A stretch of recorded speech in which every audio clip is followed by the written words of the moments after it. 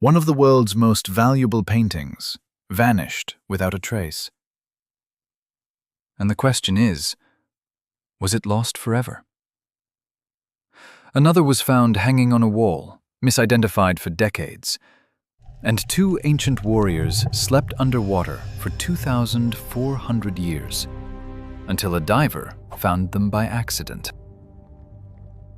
These aren't just artworks. They're survivors, and their journeys are stranger than fiction. Let's start with the heist that still haunts the art world. In the early hours of March 18, 1990, two men walked into the Isabella Stewart Gardner Museum in Boston. They wore police uniforms.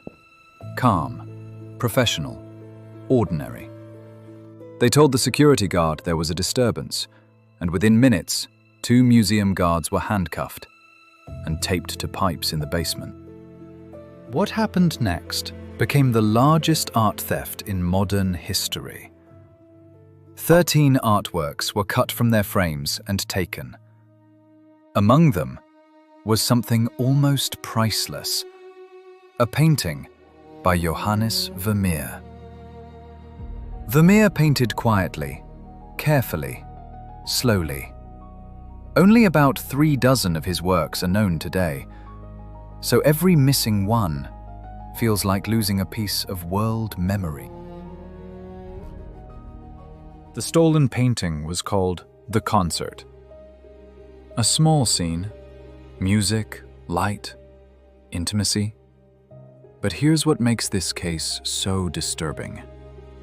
More than 30 years later, it has never resurfaced. No confirmed photos, no verified ransom, just empty frames still hanging on the museum walls, like tombstones. But not every lost masterpiece was stolen. Some were simply misunderstood. Caravaggio painted like he was holding a match over gasoline. Violent light, deep shadows, faces that feel alive. One of his most dramatic works is The Taking of Christ, painted in 1602. For centuries, the original was believed to be lost. Then, in Dublin, inside a Jesuit residence, there was a painting hanging quietly in a hallway, not guarded, not celebrated, just there. A restorer noticed something unusual. The tension, the light, the emotional precision. Too perfect to be a copy. After months of analysis, the truth became undeniable. It wasn't a copy. It was the original Caravaggio. But our final story takes survival to another level. Because this time, the artwork wasn't on a wall. It was on the seabed.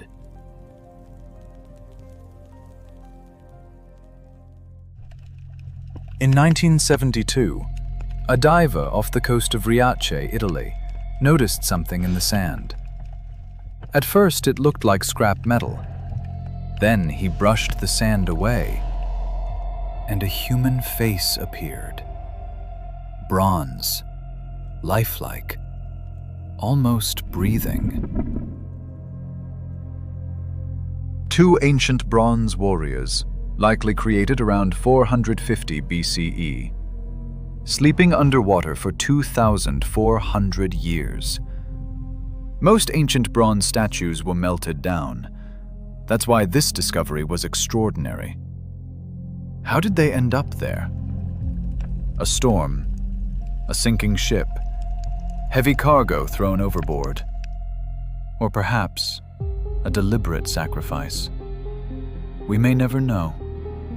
But we know this: they returned.